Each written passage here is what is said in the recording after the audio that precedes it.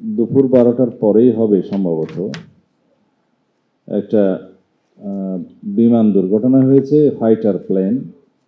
আমরা যতটুকু সংবাদ পেয়েছি সেই বিমানের পাইলট সহ উত্তরাতে বিমানবন্দরের খুব কাছাকাছি মাইলস্টোন স্কুল নামে একটি স্কুলে সেই বিমানটা দুর্ঘটনায় কবলিত হয় এবং ওখানে নিপতিত হয়।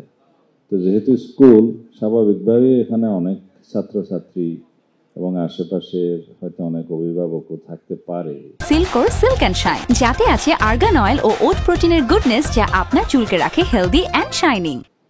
তো অনেকেরই এখন এই হতাহতের খবর পাওয়া গিয়েছে। এই পর্যন্ত আমার জানা মতে 10 জনের মৃতদেহ উদ্ধার করা হয়েছে, হয়তো এই সংখ্যা আরও বাড়তে পারে। এটা আমাদের জন্য অনেক একটি হৃদয় বিদারক এবং দুঃখজনক ঘটনা এই জাতির জন্য। যারাই এখানে শহীদ হয়েছেন তারা, আমি শহীদই বলছি এই কারণে যে তারা আকস্মিক দুর্ঘটনায় কবলিত হয়েছে। সেটা হয়তো আমাদের কাছে শহীদের মৃত্যুই মনে হয় এখন। তো তাদের রুহের মাগফিরাত কামনা করি এবং আত্মার শান্তি কামনা করি।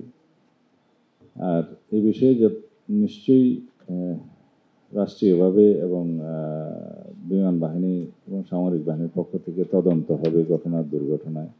তারপরে হয়তো আমরা কারণগুলো জানতে পারবো।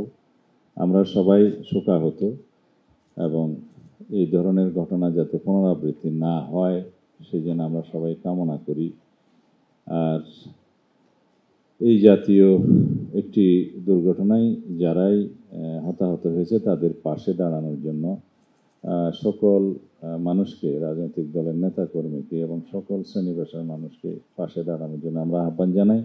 আমরা নিজেরাও আমাদের যা কিছু সহযোগিতার প্রয়োজন অবশ্যই আমরা সেটা করব, তাদের পাশে থাকব।